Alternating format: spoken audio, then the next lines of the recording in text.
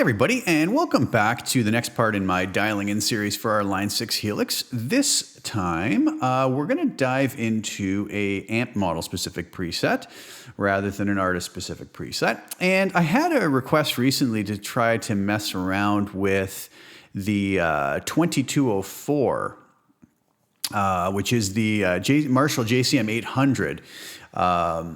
From, I believe it's, that amp came out in the early 80s. Don't correct me if I'm wrong on that. I'm just going by memory mostly on that. But anyways, I had a request. Now, this was an amp model I haven't played with very often. I did try it a couple times very briefly when I first got my Helix just to run through it. And to be honest with you, it was never one of my favorite models. And I really haven't played with it a whole lot since then. But I thought that it might be an interesting challenge to, right before you guys, just sort of pull it up and see what we can do with it and see if I can maybe dial it into something more, to my liking and hopefully to your liking as well. So let's dive right over to HX Edit and get started with this. What I've done is dialed up called up my template that I normally use. I've labeled it 2204. And again, quick recap, I have a reverb and a delay. Both of those turned off right now. I have an EQ just set flat other than the low cut at 100 hertz, high cut at 12 kilohertz. And I have my normal compressor studio comp at the end, just adding a subtle little glue to the whole thing. So I'll keep those on. I have my split crossover technique, which I've talked about many times before. So let's add in our amp and cab just to see what comes up here by default, okay? So we have the Brit 2204, and that's going into a 412 1960 T75 cabinet with a 409 dynamic pulled 3 inches off. Let's just see what the default settings sound like. Again, this is no reverb, really no EQ other than the high and low cuts and a touch of compression at the end. So let's see what this sounds like here. And first we'll set some levels. There's a neck pickup there. Let's try the bridge pickup.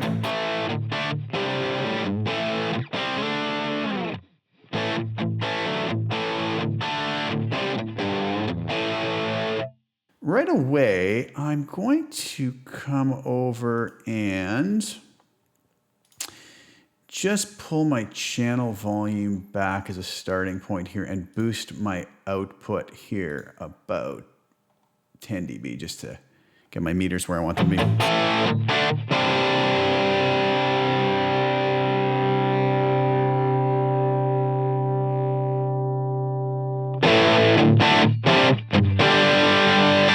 Okay, so we're good on our meters now. So there's a decent tone right off the bat, right?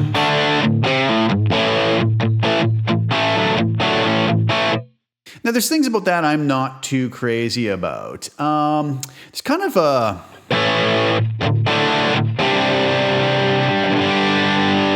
kind of an edginess to the upper mids that isn't sitting really well with me. And I think it's one of the reasons why I always kind of shied away from this problem. Let's see if we can deal with that in some interesting ways. First off, I'm going to probably just change out the cab. What I'm going to do here actually first is the normal, what I've been doing recently is 4 snapshots, try to go from clean to a little bit more broken up to an overdrive and then to a full-on distortion sound. But I'm going to work in reverse order this time. I think I'm going to start with, let's go to our snapshot 4, and I'm going to rename that distortion, for lack of a better name for it. Okay, so let's do this. I want to change out this cabinet. I think that's where the problem is. In what I'm hearing. I could go to that cabinet and get rid of the 409 dynamic, which I'm not crazy about, maybe change it to 160 ribbon. Still something, it's not sitting super well with me. I'm going to do this. Let's change this block strictly to an amp block. And then I'm going to come here and I'm going to go in and add a cabinet that I know I really like, which is the Greenback 25 with a 160 ribbon on it right away. And let's listen what that sounds like at 1 inch.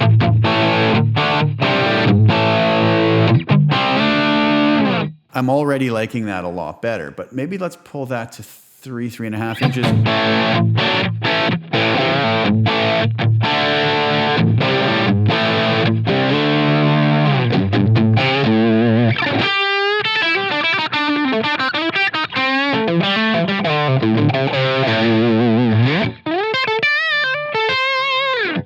already liking that a lot better. I'm going to leave it there for now, and we'll mess around a little bit with the tone stack here.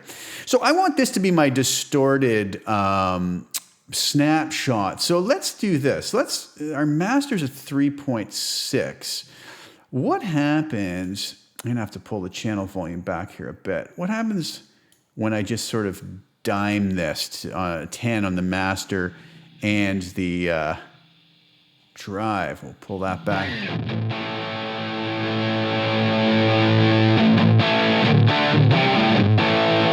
Okay, to me that's just out of control. You can hear it just oversaturated. Almost out of control, right?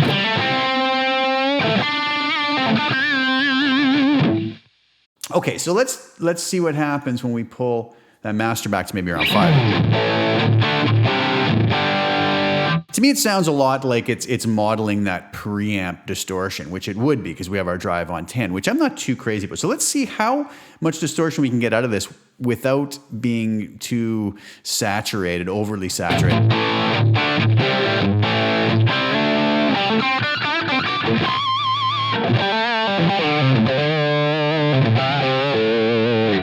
That's not too bad. 8.5.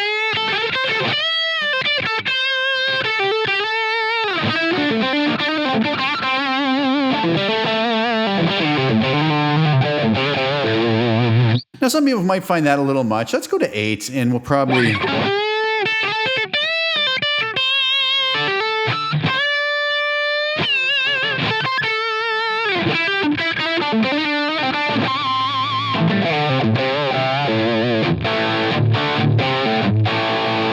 I'm okay with that. Now, the tone is, the amount of drive is fine. I'm happy with that.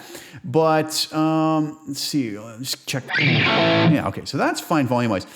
What happens if we just come in here now, and something I like to do on Marshalls is just dime the tone stack, write everything on 10. And now this is obviously going to change our volume. Presence, bass, middle, treb, all up to 10.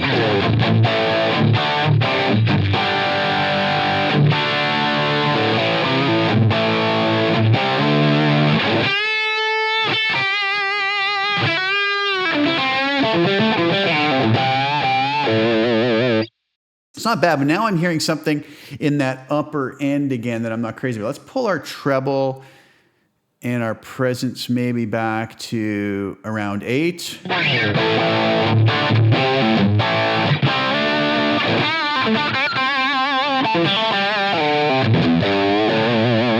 other thing I'm going to do right now is I'm just going to alt-click all of these so that when we do go dial in other snapshots, we're not going to mess up our settings, right? So, I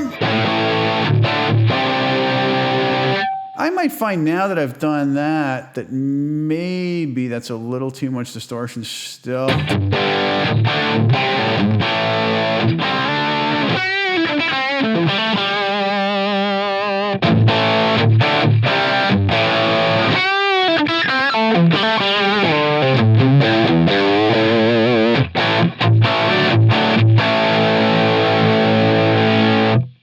Not bad. I'm going to bring the compression down a bit at the end to more of a parallel compression, maybe 70%.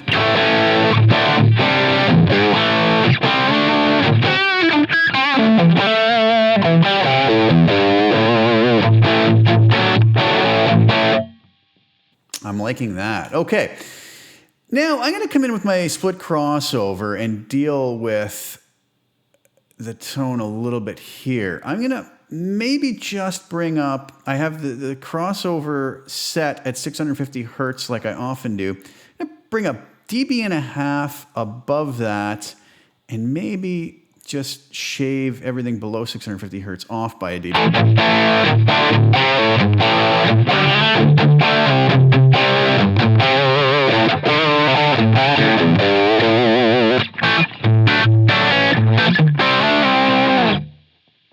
It's not bad. Let's even just run back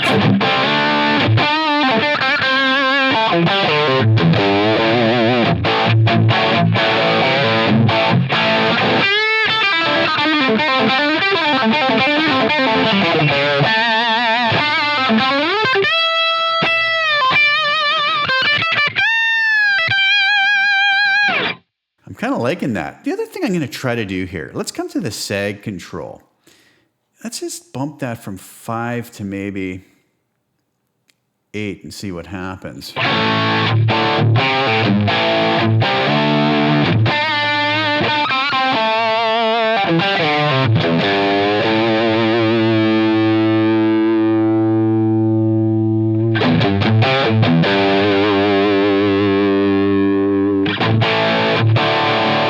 See, if we go all the way up with this, we get that bottom end to get really squishy, right? Versus tightening it up down here.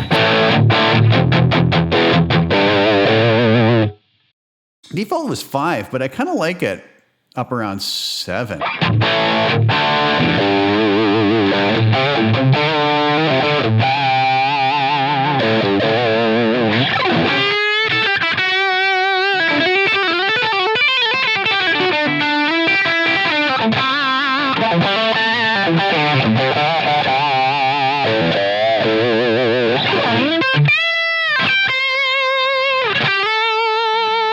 Nice. Let's bring a touch of reverb in here. What I have this set for, I'll save that actually, is just a room verb, decay at 4.5, mix at 30, a pre-delay of 11.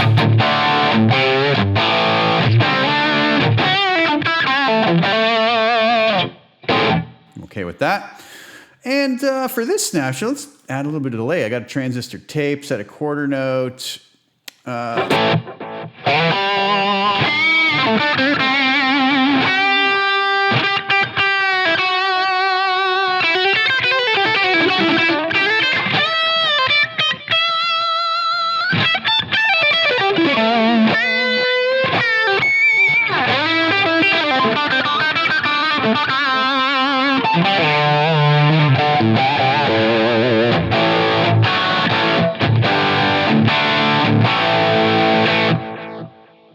I'm kind of liking that. That's all right. Okay, so let's save that. Move to snapshot 3, and we'll name this just OD for overdrive. We'll take our delay off, and we just want something similar. I think I can probably get away here just with maybe peeling my drive back to maybe 5, maybe master back to 4.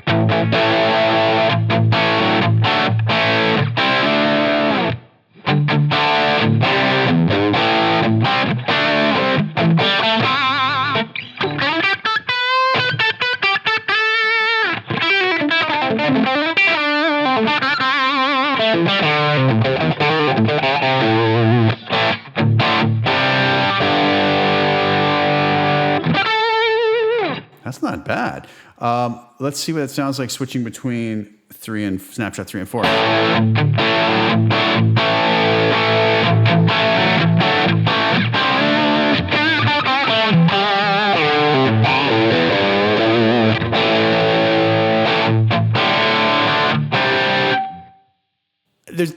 The volume balance is kind of nice between the two. I'm liking that. Again, this is going to be personal preference, right? You could come in here and say, oh, that's a little too overdriven for my third snapshot, and you can adjust your drive and your master accordingly. It's going to be very different for everybody, and I kind of like that. And once I try that patch live, I might make slight tweaks to it also, just to have it sit better with whatever the particular circumstance I'm using it in. Okay, so again, snapshot 3 overdrive, distortion.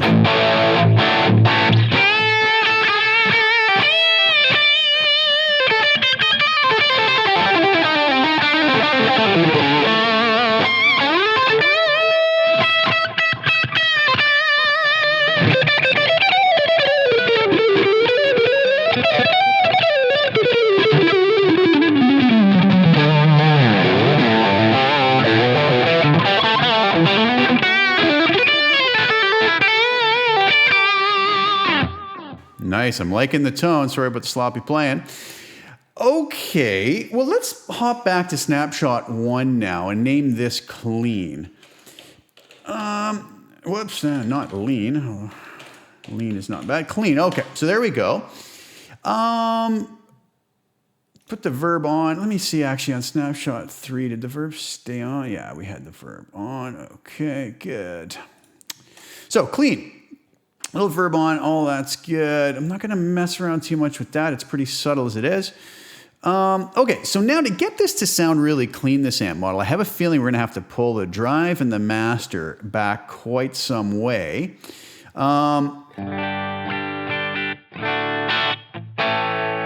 Even with the drive all the way back to 1, it still has a bit of breakup to it.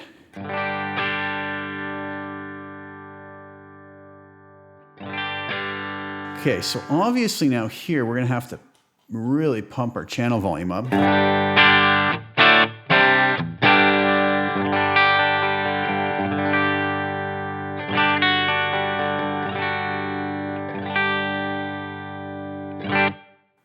It's not too bad. I'm happy with the tonal balance somewhat. Let's try something here. I'm going to add a second cab. A real favorite of mine on some clean tones is a 212 interstate. Again, I'm going to go with the 160 ribbon and keep that 1 inch off. And for this snapshot, I'm going to turn off that cab. Let's see what the difference is with that cab.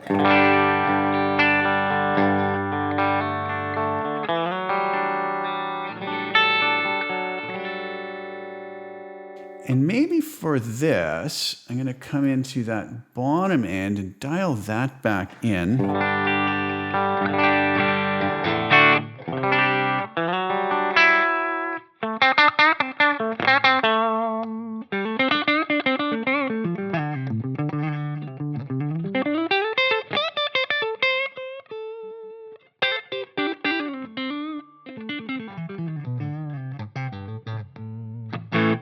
Not bad. Now let's just see what the volumes are like here between those. So here's our clean.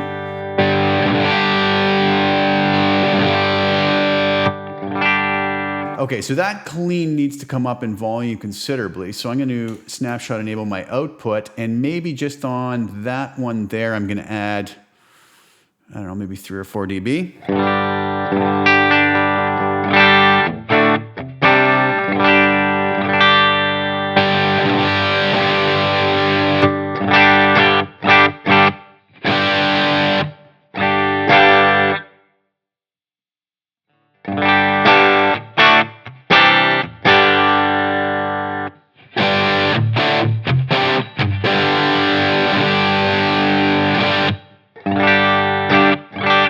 Not bad there.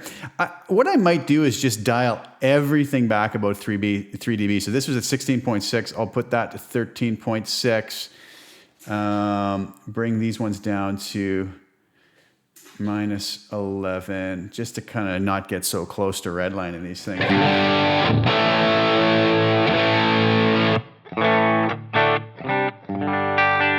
Kind of like that speaker cab. For the cleans, it just has a little bit more of like a, to my ear, a little bit of a jangle that I like.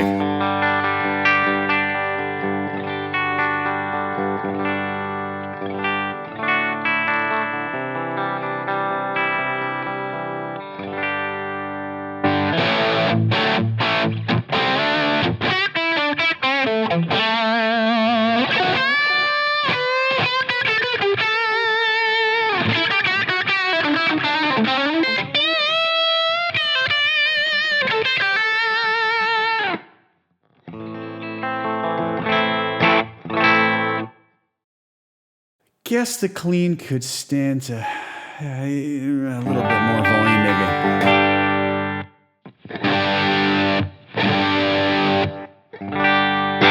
That's not bad. Okay, so let's come over to, we'll save that, and then we'll go to snapshot 2, which we will name, I usually call these push, meaning we're just kind of pushing the amp to the edge of breakup.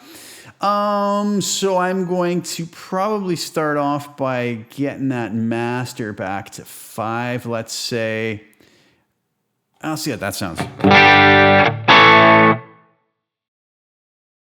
Up, so we'll pull the channel volume back to maybe 8. Add a little bit more.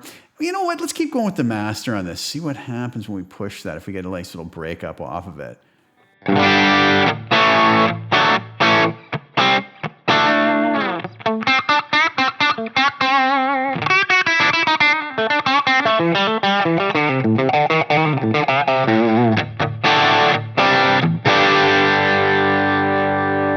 like it. Without adding any preamp distortion from the drive, just by bringing the master up, it's pushing the power amp tubes, which is really nice. Let's see what happens if we swap cabs on this one.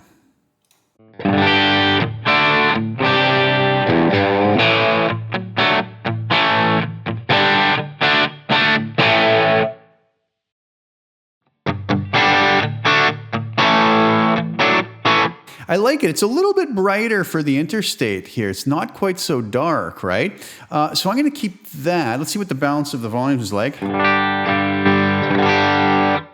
The push jumps up quite a bit. Go back to 5.5 on the channel volume.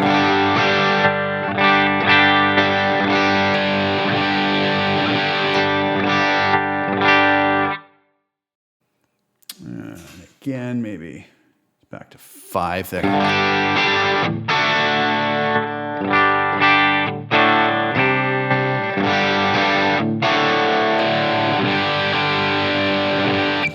Now, some folks might find that to be a little bit on the dark side, the overall patch. You know, sometimes I dial things in that way because I find in my experience, a lot of times when I play live and get up to stage volume, or even depending on our monitoring system, sometimes things can tend to get a little bit shrill in the high end or upper mids, right? And a lot of people kind of, you know, complain of that sort of razor blade in the ear type of a sound. So I'll tend to go a little bit darker. But what if we did want to take this patch and brighten it up just a little bit more than it is at the moment? You know, if we're on our distortion patch here, there's nothing wrong with that, but it, like I said, it does lean to the dark side of the thing. You know, so what can we do? Well, one thing we could do is go to our EQ at the end. And what I would probably start with, as I've mentioned in a few other videos, I like to go into around 400, 450 maybe, in between there. Let's go with a Q of maybe 1 and just dial out a couple dB of that to see if it just kind of gets rid of some of the possible muddiness that's there.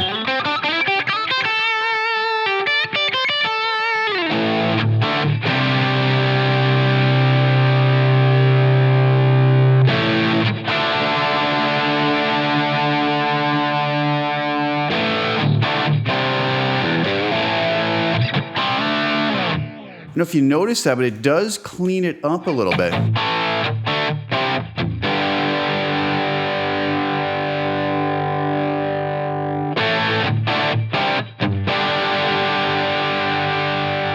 can kind of hear it just fade in, that muddiness kind of fade out. So that helps. And then we could also go in and maybe be a little more gentle about it. But we could go up to maybe 4.3, 4.4 hertz, 1,000 hertz, kilohertz, sorry. Again, maybe Q of 1.1. Start off by adding a dB in.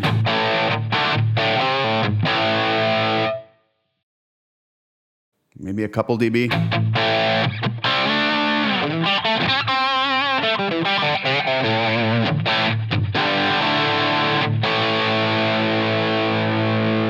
And then if you find sometimes maybe if that thinned it out too much, we can go down maybe around 180 or so and just, I don't know, add a little bit of weight to the bottom end by adding maybe a dB or so. You know, so without that EQ on,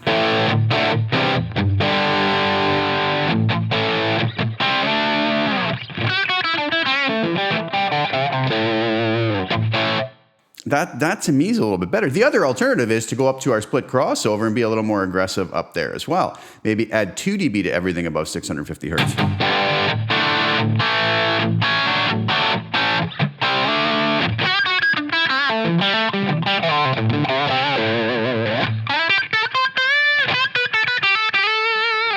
So that works too, right?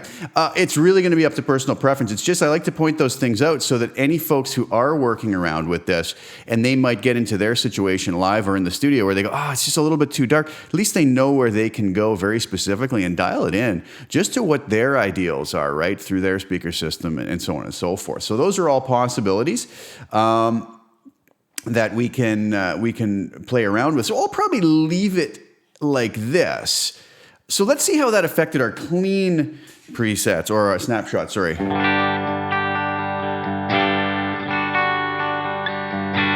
I'm still happy with that push.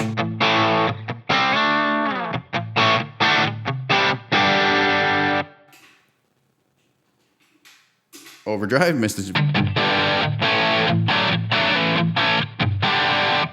And distortion.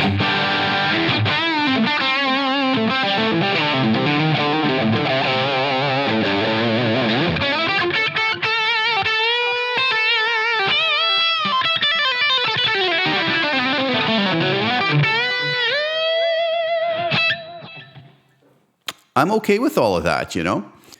What do you guys think? I hope you guys like that. That's another kind of all-purpose 4 snapshot preset you could use for studio or live. Obviously, you're going to want to make some changes to that for yourself. You know, this is to my quick sort of reactionary ideals that I'm coming up with here, instinctive almost, right, with this guitar through my monitors.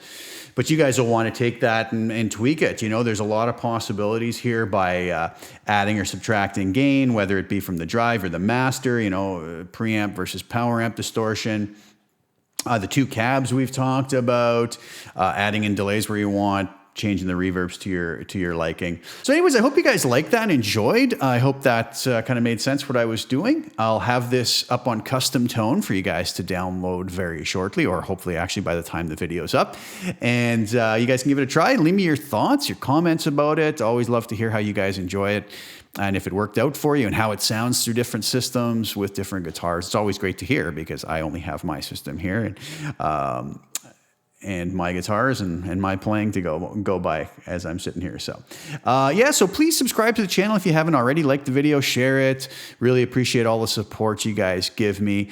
And I want to give a huge thank you actually to all my supporters on Patreon. I've been meaning to do that and I apologize that I haven't.